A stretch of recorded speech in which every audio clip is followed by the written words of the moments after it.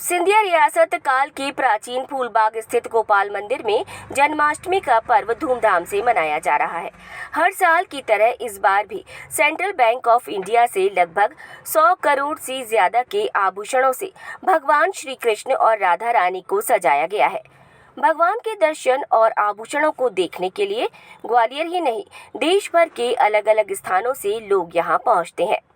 माधव महाराज ने 1921 में भगवान श्री कृष्ण और राधा रानी को अपने हाथों से सजाया था।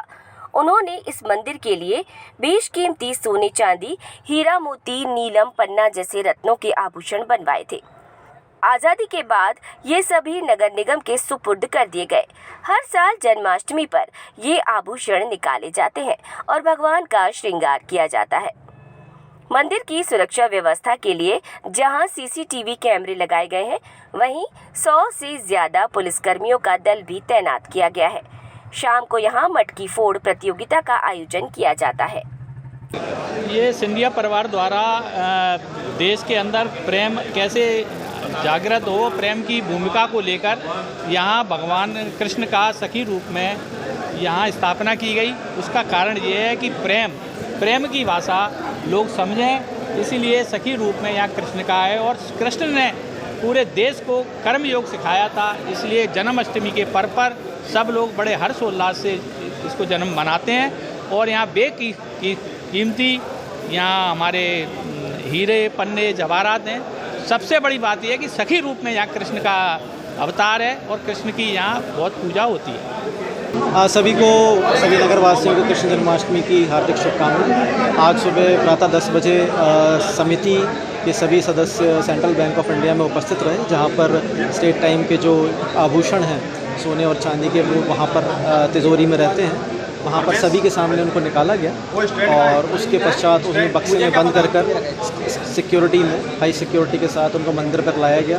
जैसे ही मंदिर पर लाया गया, सभी समिति सदस्यों के सामने मीडिया बंधु जो हैं हमारे, उनके सामने सभी आभूषणों को खोला गया और सूची से उनका मिलान किया गया। उसके पश्चात मंदिर के अंदर आभूषण से भगवान जी को सजाया गया और उसके पश्चात आरती की गई। अब दोपहर 4 बजे चिड़ियाघर के बाहर हांडी प्रोग्राम रहेगा। 7 बजे पुनः यहाँ पर एक आरती रहेगी।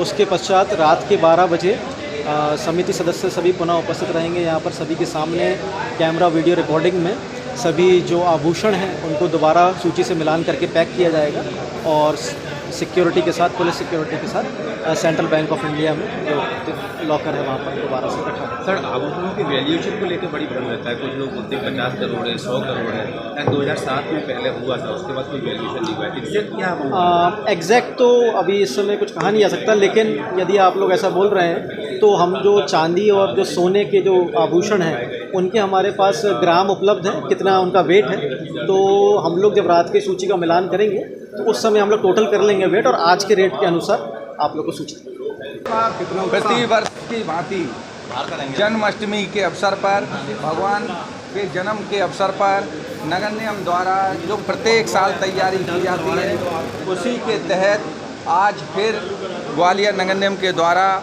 भगवान की पूरी तैयारी विधि विधान से पूजा पाठ करके और प्रत्येक वर्ष जो एक कमेटी बनाई जाती है, वो कमेटी बैंक में जाके भगवान के बेशकीमती आभूषण लेके आई और पूजा पाठ के बाद भगवान का श्रृंगार किया गया। अब शहरवासियों को और जो शहर से बाहर आने वाले लोगों को दर्शन के लिए मंदिर खोल दिया गया है, जो प्रभु के दर्शन करेंगे। हमने यहाँ पे, क्योंकि आज जन्माष्टमी का त्यौहार है और सभी शहर के अलावा बाहर से भी यहाँ श्रद्धालु दर्शन के लिए आते हैं, तो हमारी दोनों एंगल से व्यवस्था लगी हुई है। एक तो पहली बात यह है कि श्रद्धालु जो है बहुत अच्छे तरीके से दर्शन कर लें, और दूसरा सुरक्षा के दृष्टिकोण से भी। तो हमने यहाँ पे अंदर, मंदिर के अंदर की व्यवस्था, मंदिर के बाहर, और जैसे कि बैरिकेडिंग में पब्लिक जो कतारबद्ध है, कतार के अलावा हमने आउटर इनर गार्डन सभी तरह की व्यवस्था लगाई है और पर्याप्त हमारा पुलिस बल और अधिकारी तैनात हैं। हमने लगभग कम से कम सारे गार्डन की अगर बात करें तो हमने कम से कम 100-150 के आसपास का फोर्स लगाया हुआ है।